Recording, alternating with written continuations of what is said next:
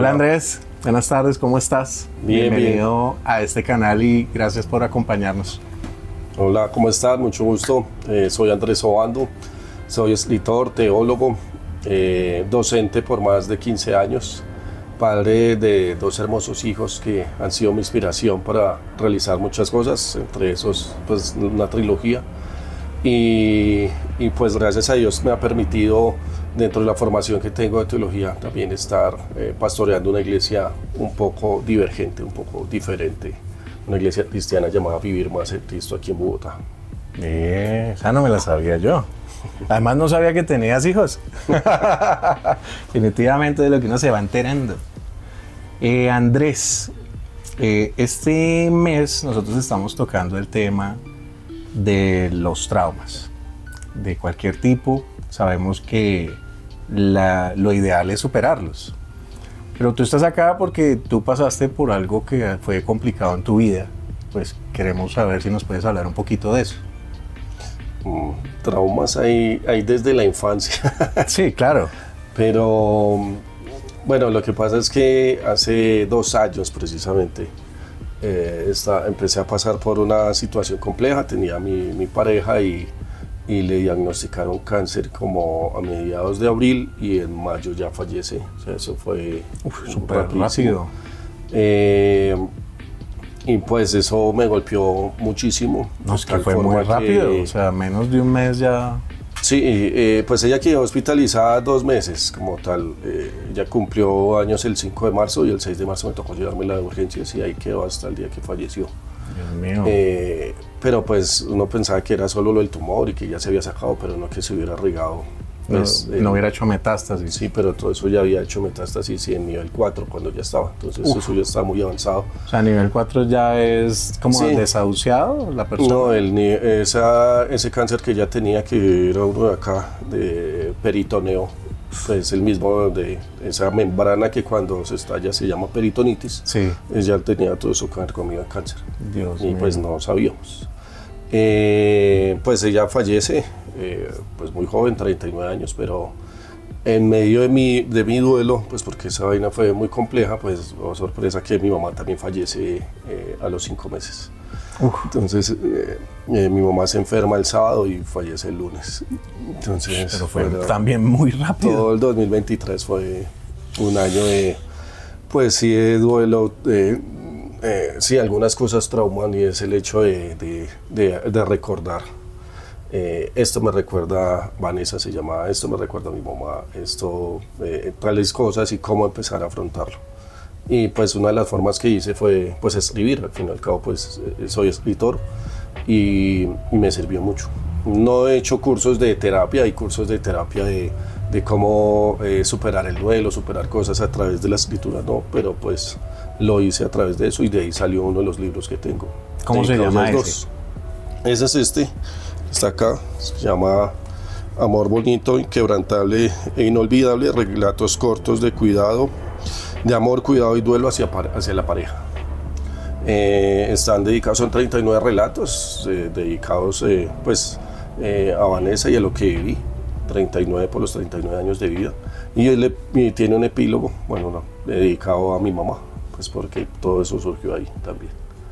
Que me di cuenta después que por haber sido tan fuerte el duelo de haber perdido a mi pareja, no pude vivir bien el duelo de mi mamá. Entonces hasta el año pasado empecé a verlo y eso fue fuerte para mí porque había momentos en que quería dejar todo botado, todo me estresaba, no quería nada, pero ¿qué es esta vaina? Cosas en el colegio, como les decía yo, más de 15 años lidiando con muchachos y el año pasado cualquier cosa de ellos me alteraba, cualquiera, no quería nada. Pero lo vine a entender un año después, o sea, mi mamá fallece el 23 de octubre y lo vengo a entender más o menos en la semana de receso de octubre, pero el año pasado, o sea, ha pasado un año. Y es cuando caigo en la cuenta, venga, todo lo que he vivido hace parte del duelo, pero del duelo de mi mamá, que no lo había podido expresar, no lo había sentir. Solo un momento me enfermé, en marzo se me subió la tensión, ya el estrés. Estrés que para mí, cosas normales me estresaban. O sea, cosas de mi cotidianidad. Sí, claro, ya uno me no tocó está salir de urgencias y no, No, usted está bien, yo, pero me duele la cabeza, tengo esto. Es más, me tomaron la atención, sí, estaba altísima, pero cuando llego allá, no, estaba bien. Y les digo, no, pero... Entonces no me atendieron, me dijeron, no, puede irse. Sí. Pero seguía con un dolor de cabeza muy fuerte, entonces me tocó venir a la otra sede donde atienden de urgencias, y ahí sí me aplicaron una inyección, me estuvieron 2 horas y me dieron solo 2 días de incapacidad. Yo, bueno, menos mal, me enfermé, fue un jueves, entonces jueves y viernes y ya descansé el fin de semana, ya llegué medio renovado. Más pero descansadito el sí. lunes. Pero como les digo, cualquier cosa, eran situaciones mínimas que me llevó a replantearme, bueno, ¿qué es lo que está haciendo eso? Y solo hasta el octubre del 2024 me doy cuenta yo no había podido hacer las terapias del duelo bien con mi mamá. Toda la terapia la había hecho era por Vanessa. ¿Y qué hiciste entonces para empezar con lo de tu mami? No, en ese sentido, pues es que puedo decir que el duelo más fuerte para mí fue el de Vanessa. Entonces ya entender lo de mi mamá lo asumí más rápido. Entonces ya fue como caer en la cuenta, es como tomar conciencia. Entonces ya pude hacer un cierre de año mucho mejor y proyectarme mejor para el 2025. Para el 2025. Y pues en ese caminar, pues también me encontré con una bella mujer que también estaba pasando por su proceso de duelo. Incluso está detrás de cámaras acá conmigo. En medio de los duelos, el duelo de ella y el duelo mío, nos encontramos. Cosas de la vida. O sea, algo que es tan duro, casualmente los unió. Dios mío, Señor. Pues no es un tema fácil de tocar. Me imagino que para ti esto de proceso no ha sido sencillo y yo creo que esto amerita mucho tiempo, ¿no? Hasta el año pasado yo puedo decir que en mi familia falleció alguien que fue mi abuelo paterno, la verdad lo quise mucho, para mí fue muy importante y me dio muy buenos consejos. Y a veces para mí era difícil entender cuando una persona perdía a alguien porque yo decía, ¿qué le digo?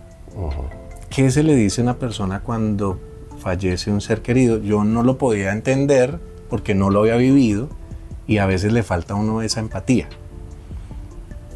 Su merced que pasó por eso, ¿le hubiera gustado que alguien se acercara en ese momento a decirle algo o es preferible estar solo? No soy de estar solo. Y pues yo, Andrés Obando. Sí, muchas personas se acercaron y muchas personas que, pues por ser de iglesia, mis amigos, pues soy muy sociable en medio de todo. Entonces sí se acercaban y entendían el dolor. No me gusta que me digan pésame, el pésame no, eso es una palabra que sale de los labios más no del corazón.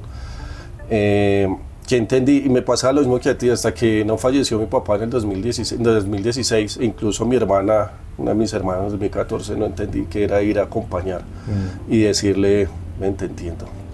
Y así el Señor sea el que te dé la fortaleza, porque uno a veces no tiene ni las palabras para hacerlo. Porque pues por las oficios pastorales yo acompañé varios sepelios varias veces, pero no siempre dando voz de esperanza. Sí, claro. Pues una cosa es darla y otra cosa es usted es el que está viviendo esto. Y sentir ya lo que la otra persona ha sentido, ¿no? Exacto, entonces ya que aprendí, incluso cuando no tengo nada para decir, un abrazo. Un abrazo, ¿cierto? Claro, un abrazo sentido, ¿no? Un abrazo de a veces del saludo, ese no sirve, un abrazo que de verdad la otra persona sienta que definitivamente con esto estoy dando a entender que estoy comprendiendo tus emociones en este momento, tus sentimientos. Yo sé que no es fácil, pues como tú lo dices, caer en esa cuenta de que uno está pasando por algo, sobre todo emocionalmente, a veces es difícil de detectarlo. Yo tengo muchachos que nosotros aconsejamos en temas cristianos que han tenido pérdidas y les ha dado muy duro, inclusive tengo algunos que no los han podido superar. Pasan los años y todavía suben estados con esos familiares queridos. La pandemia fue muy cruel y tú sabes que se llevó mucha gente de un momento a otro. Y a veces uno dice, pero ya ha pasado tiempo, ya van 4 años. ¿Qué más le puede uno decir a una persona como ellos para que puedan superar ese tema? Pues es que esto no es solo de superar. Yo te decía, mi papá falleció el 28 de noviembre del 2016. Y él cumplía el 26 de octubre, y casi todos el 26 de octubre ponemos una foto en honor a él. Y no quiere decir que no lo hemos superado, sino que creo que es una forma de recordar. Y eso no es malo. Pasa. No, claro, es que a veces nosotros hemos satanizado la muerte. Sí.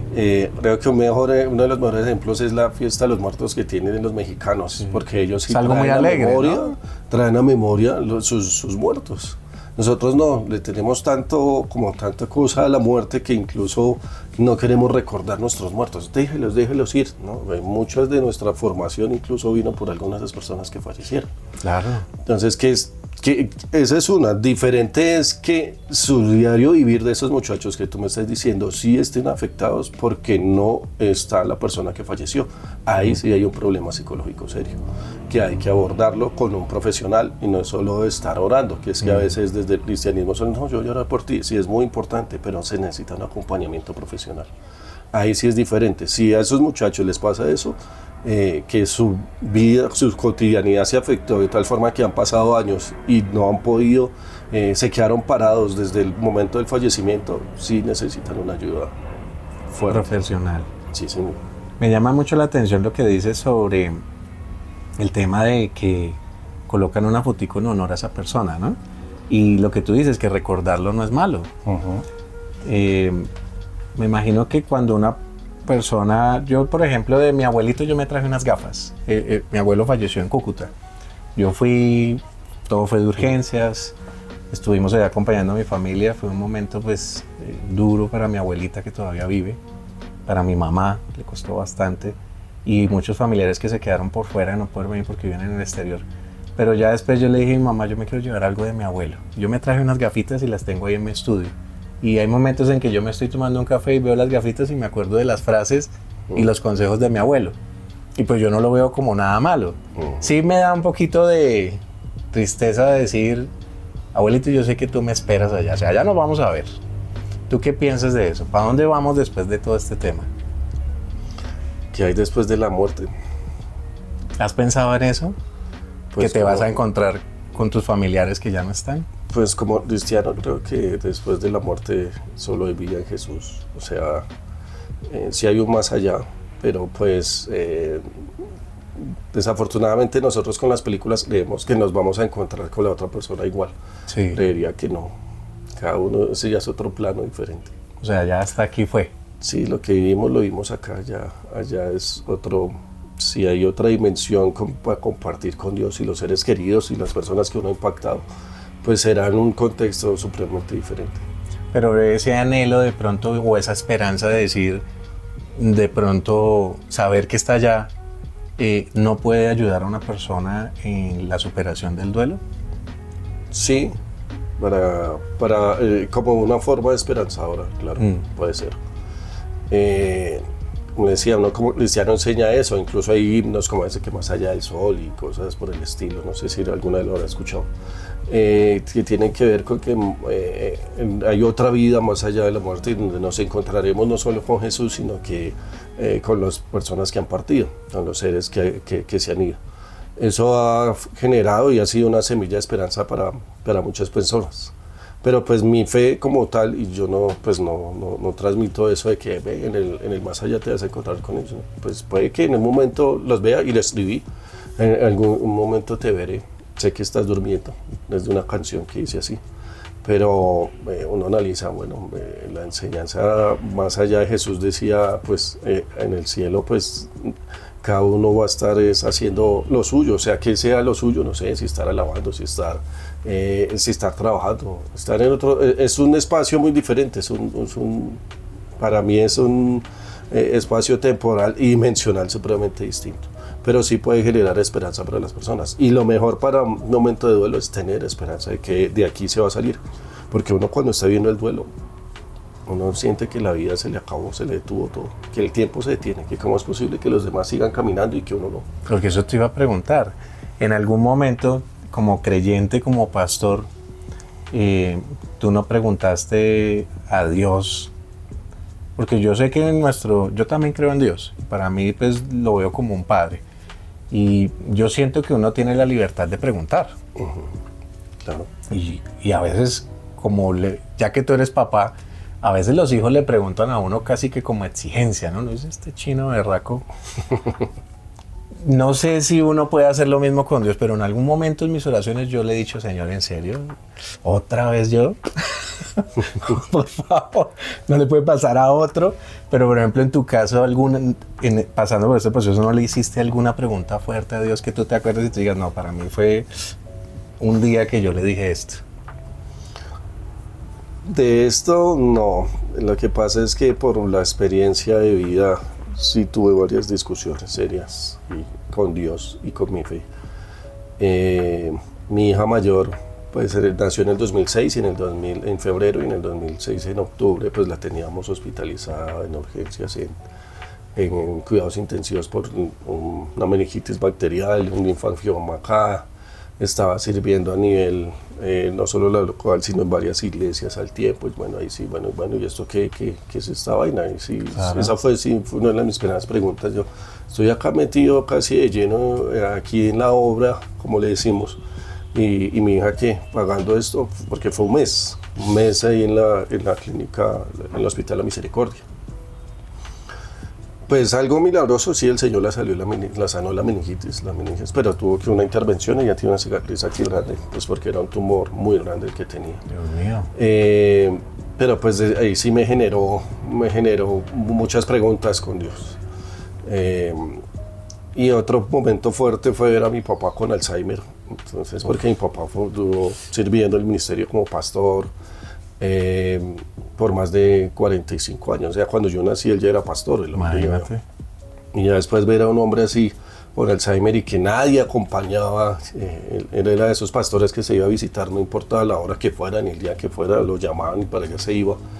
Y ya cuando él estuvo enfermo, cuando eso, no solo nosotros, yo dije, bueno, pues aquí se estaba ahí, o sea, ¿dónde está toda la gente? Dio su vida por personas de la iglesia, incluso varias veces nos dejó y dio sorpresa, no, acá solo está la familia.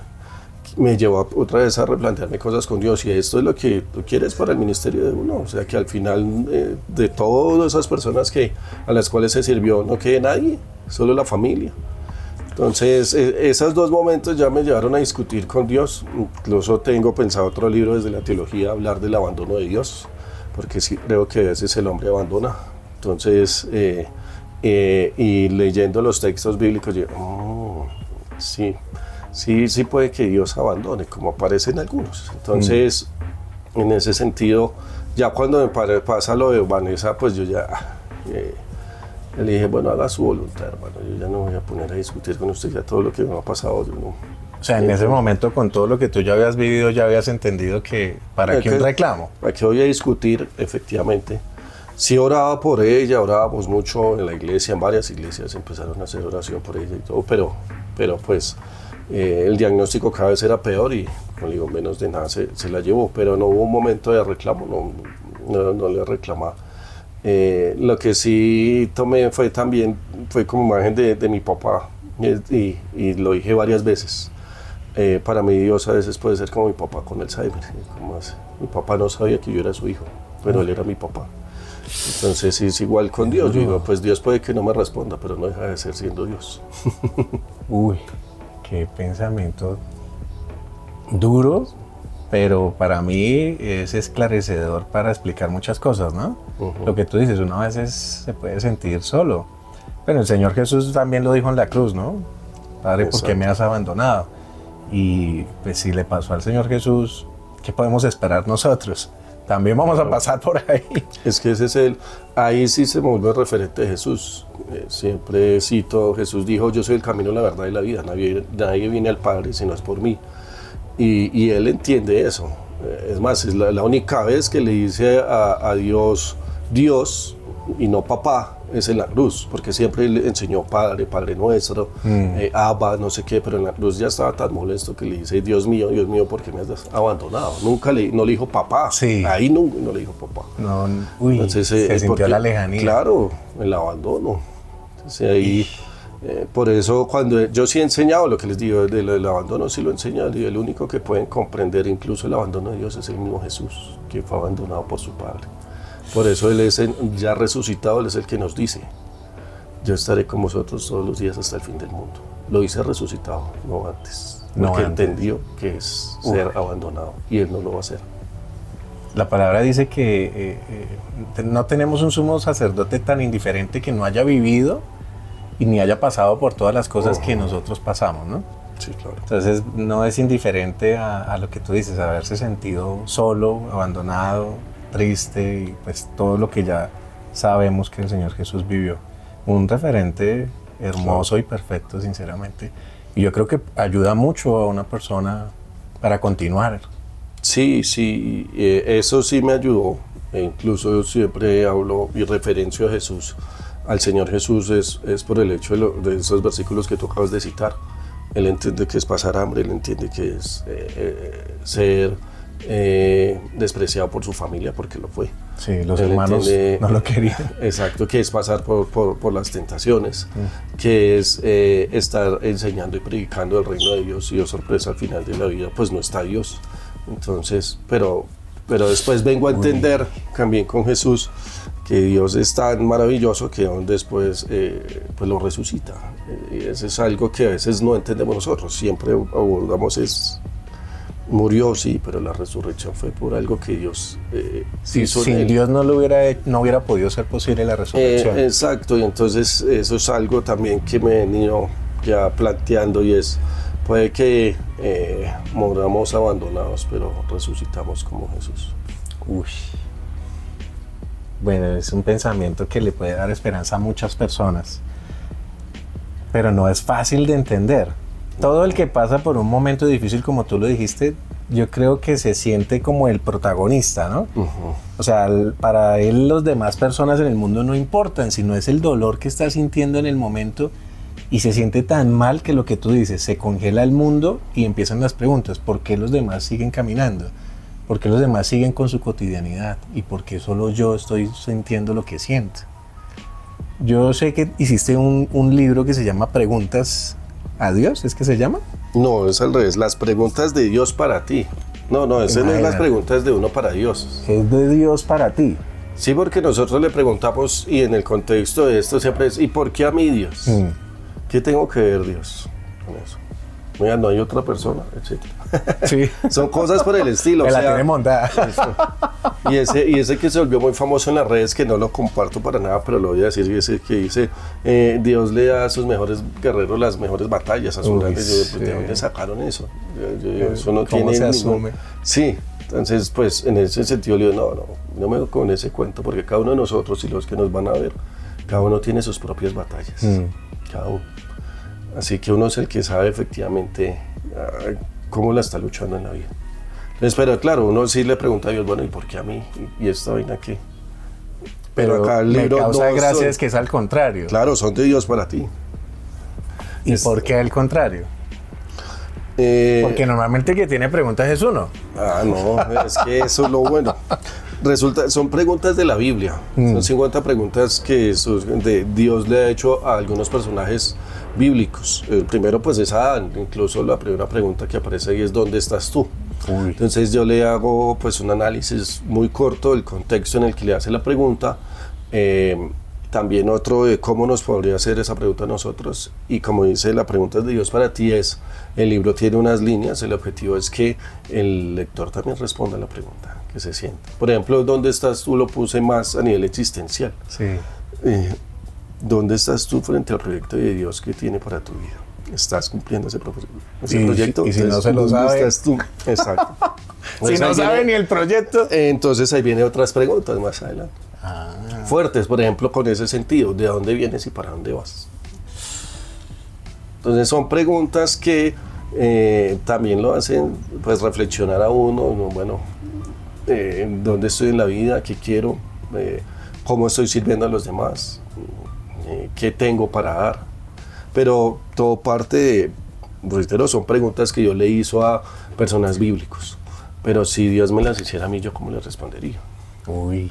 Por ejemplo, la que le hice a Moisés es muy fuerte, porque está en medio del desierto. No, todavía no es el desierto, van a cruzar el Mar Rojo, pero el texto es claro: al frente está el Mar Rojo y detrás está el ejército más poderoso del mundo de esa época, que es Egipto.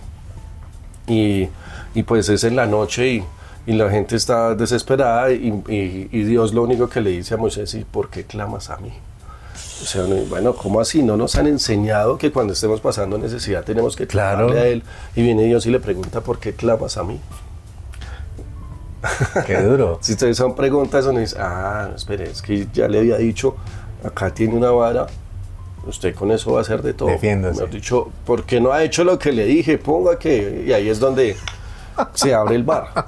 Pero antes de que se abra el mar, Él le pregunta: ¿por qué clamas a mí? Pero, por ejemplo, que invito también a hacer lecturas entre líneas de la Biblia, porque nosotros nos saltamos de una vez: uy, sí, mire, pasaron las 10 plagas y de una vez salieron y cruzaron el Mar Rojo, ¿no? Y esa lucha que tuvo Moisés ahí, bueno, ¿qué voy a hacer?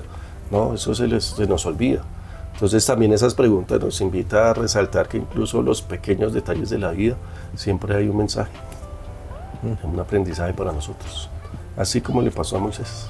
Yo vi que ahí decía preguntas, pero la primera parte que alcancé a leer decía: ¿por qué preguntas y no respuestas? Exacto.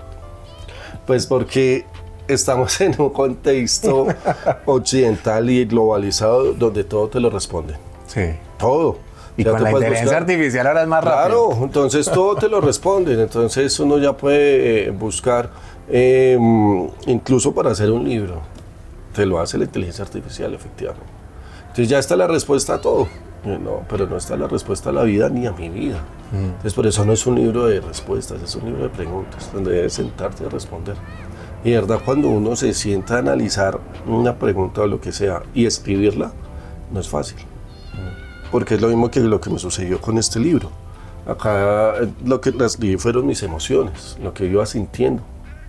Hacer lo mismo acá tiene su tiempo. Por eso es un libro donde el cual estoy invitando que dialogue con Dios. Por eso se llama Las preguntas de Dios para ti. Pero siéntese a responderlas. Y no va a ser fácil. Yo creo que más porque uno se va a sentir algo así como desnudo frente a la pregunta, sobre todo si uno quiere ser sincero con la respuesta. Y creo que a muchos de nosotros le huimos a muchas cosas porque sabemos que no nos va a gustar lo que vamos a responder. Pero no significa que no lo debamos hacer, ¿no? Sí, claro. Si no, nunca vamos a avanzar. Yo veo que escribiste otro libro, ya vas por el tercero, ¿sí? El tercero en salir fue este. Ok, este es el tercero. Este fue el primero. No, el primero en salir fue este.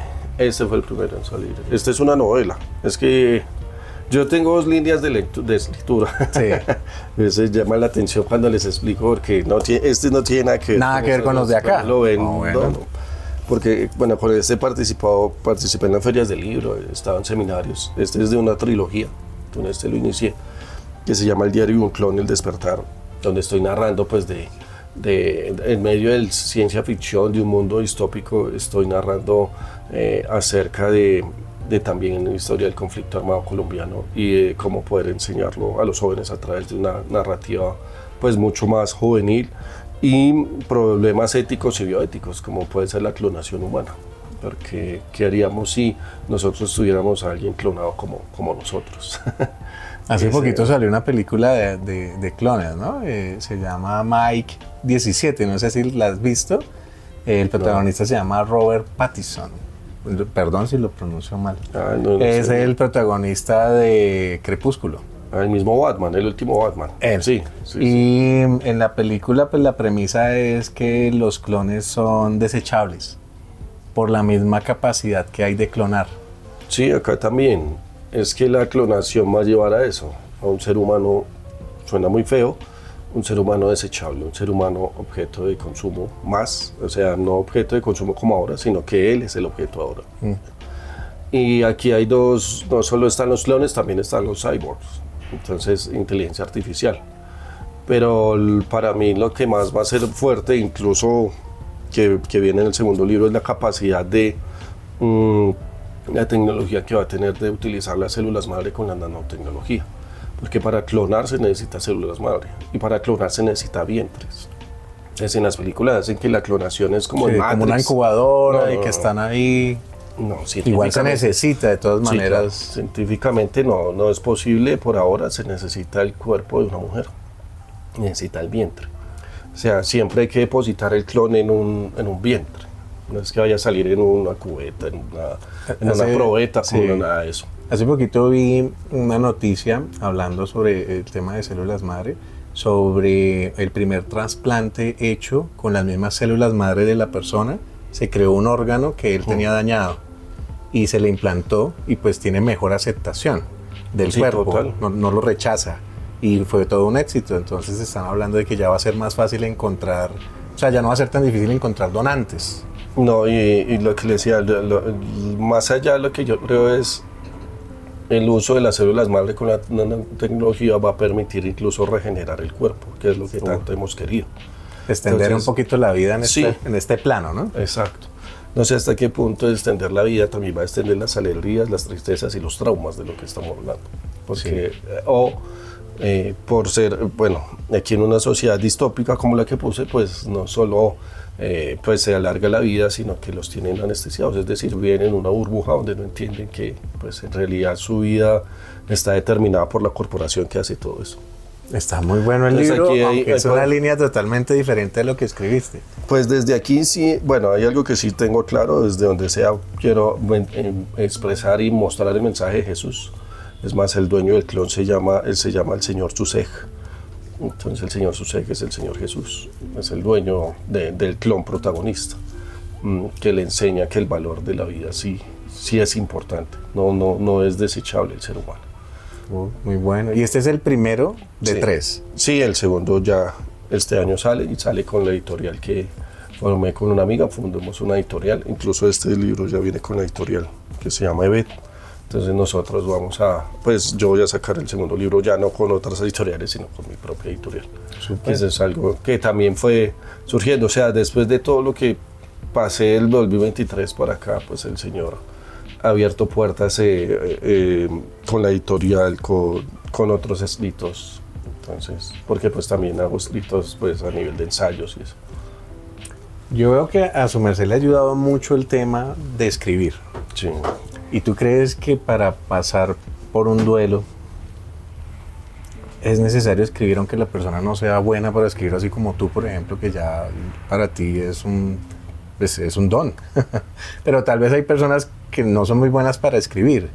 ¿Pero tú crees que sí sería bueno que lo escriba para que lo pueda tratar? Sí, desde mi punto de vista y no solo por mi experiencia personal, sí, porque la escritura lleva eso, tiempo y reflexión.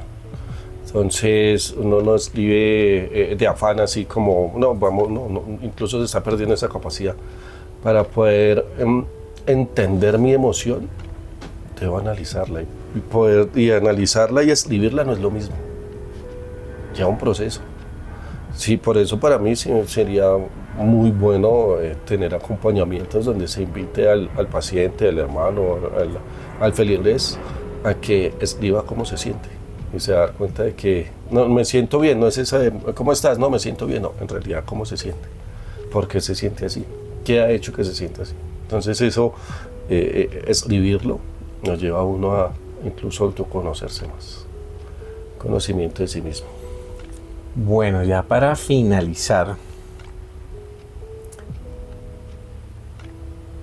tú, pues, obviamente en un caso tan duro uno no quiere que muchas personas se identifiquen con uno, pero ya que estamos hablando de traumas y lo que tú decías, traumas hay desde la niñez, ¿no? Todos hemos pasado por algo, cada uno de nosotros ha vivido algo, y si tú les quieres dar un consejo para seguir adelante y llevar un buen proceso, ¿qué te hubiera gustado escuchar a ti, por ejemplo?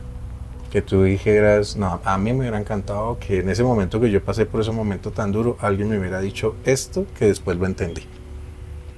¿Qué es esa que tú pudieras compartir?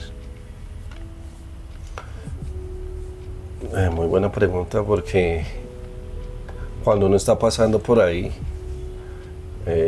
uno siente, como les decía ahorita, todo dormido, la conciencia dormida, la vida quieta, y como que todo se va a quedar ahí. Creo que muchas personas se acercaron y me dijeron palabras muy bonitas, pero no las recuerdo. Bueno, no las recuerdo porque estaba en momentos de no hallarme ni yo mismo. para mí una palabra que me hubiera gustado escuchar y que 2 años después lo veo es: por más duro que sea la situación, todo va a estar bien. Y yo, ¿cómo así? Sí, bueno, lo puedo decir ahora. Sí, uno que ya, bueno, pero son pérdidas. Sí, desafortunadamente la muerte hace parte de la vida, que nosotros no queremos aceptarles diferente. Cada uno de los que estamos aquí tenemos nuestra fecha de vencimiento, como decimos. Lo único que la conoce es Dios. Nosotros tampoco. Por ende, yo os invito a las personas: disfruten la vida. Disfruten lo que más puedan. Disfruten con las personas que aman. Compartan tiempo con Dios a solas o la espiritualidad que tenga, pero téngala, porque eso fortalece mucho. Pero tengan la completa convicción de que todo va a estar bien. Entonces, cuando digo todo va a estar bien, uno va a sanar. No, pues lógico, como toda cicatriz va a quedar la cicatriz. ¿Y esto de qué es? Bueno, aquí pasó algo. Pero la cicatriz implica aquí curó, aquí sanó. Eso significa la cicatriz. Es decir, ahí pasó algo. Y es algo también de la memoria. Nosotros como colombianos, si hablo como colombianos, tenemos una memoria a corto plazo impresionante. Total. Entonces olvidamos de todo a nivel nacional, pero nosotros necesitamos recordar qué es lo que nos ha hecho como seres humanos, qué es lo que tenemos, cuál es la vivencia más fuerte que hemos tenido. No quiere decir como trauma, sino como le digo, yo tengo una cicatriz de esto, fue por tal día, me pasó tal cosa. Y a nivel de las cicatrices, el problema es que las cicatrices del alma fueron muy profundas. Para que sea una cicatriz es porque marcó. Pero eso no quiere decir que las cosas vayan a estar mal, no. Todo va a estar bien. Todo va a estar bien. Qué frase tan buena, tan bonita. Y pues que lo digas tú, que has pasado por tantas cosas después de este tiempo, pues da esperanza, ¿no? Tú eres el ejemplo de que hay esperanza, de que esa frase se cumple. Todo va a estar bien. Sí, alguna vez me preguntaban: ¿y usted piensa volver a tener a alguien? Yo dije: no, por ahora no, esto está quieto, el corazón está... No, y me lo dijeron varias veces. Todo era su debido tiempo. Como les dije ahorita en el transcurso de la charla, pues en el 24 conocí a alguien que también estaba pasando por su duelo. Y aquí nos estamos acompañando. Bueno, pues algo muy bonito. Las cosas buenas que salen. Claro, de un proceso tan duro ha salido algo bonito. Y pues nos alegramos por ti, Andrés, de verdad. Y pues muchas gracias, porque a mí me parece que lo que tú has hablado hoy nos va a servir a todos. A mí me dejaste con muchas preguntas. El libro está muy bueno y me llama mucho la atención de las preguntas de Dios hacia ti. Sé que no va a ser fácil responderlas, pero lo quiero hacer, de verdad, muy chévere. Sí, mira, y eso tiene el espacio para que la persona responda. Apenas. Sí.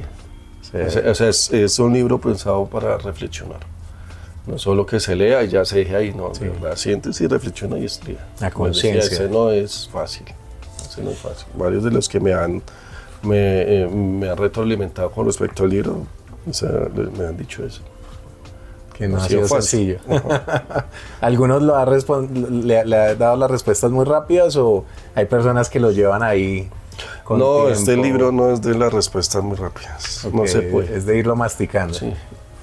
Es de, ¿cómo es? Digerirlo lentamente, pero muy provechoso. Muy provechoso. Invitados total a que lo lean, a que lo adquieran. Me parece muy bueno y yo sé que a más de uno de nosotros nos serviría ser conscientes de las respuestas que vamos a tener que dar frente a este libro. Sí, claro. Andrés, ¿y dónde encontramos los libros? ¿Cómo son tus redes sociales? Bueno, voy a empezar por las redes sociales. La que más uso, aunque los jóvenes no mucho, es Facebook. Está mi nombre completo, José Andrés Obando Ramírez. Ahí incluso estoy con la foto de la editorial Evet, que así se llama. ¿Instagram tienes? Instagram es Andrés Obando 28. Okay. Y pues el LinkedIn, si lo quieren, también. José Andrés Obando Ramírez. ¿Y los libros? Desde ahí está el link para ingresar, por ejemplo, a este libro. Pues este se consigue solo con la editorial. Entonces ahí tanto en Facebook como en Instagram, ahí está el link para ingresar y comprarlo directamente, les llega a la casa. Estos dos sí ya tendrían que salir por interno, porque bueno, esta es una editorial pequeña, independiente como la mía, pero pues es más, con ellos aprendí mucho, por eso sacamos la editorial. Me pueden escribir para hacerles llegar el libro, tanto Amor Bonito, Inquebrantable, Inolvidable, como las preguntas de Dios para ti. O sea, a estos, para poderlos adquirir, que te escriban a ti. Sí, me y escriben tú ahí por interno y haces todo el proceso para que lleguen. Para que les llegue. Valor. Las preguntas de Dios para ti, vale 50 y los otros dos están muy económicos, 40.000. Cada uno. Todavía, sí. Ok. Listo. Bueno. Andrés, muchas gracias de verdad. Andrés, muchas gracias. No, gracias No sé a si ustedes. Gracias quieras por la decir invitación. algo más. No, agradezco a ustedes la invitación y estos espacios. Creo que son importantes para que las personas puedan exponer desde sus vidas y cómo poder ayudar a otros. Gracias, Andrés. A ustedes. Muchas gracias. Corte.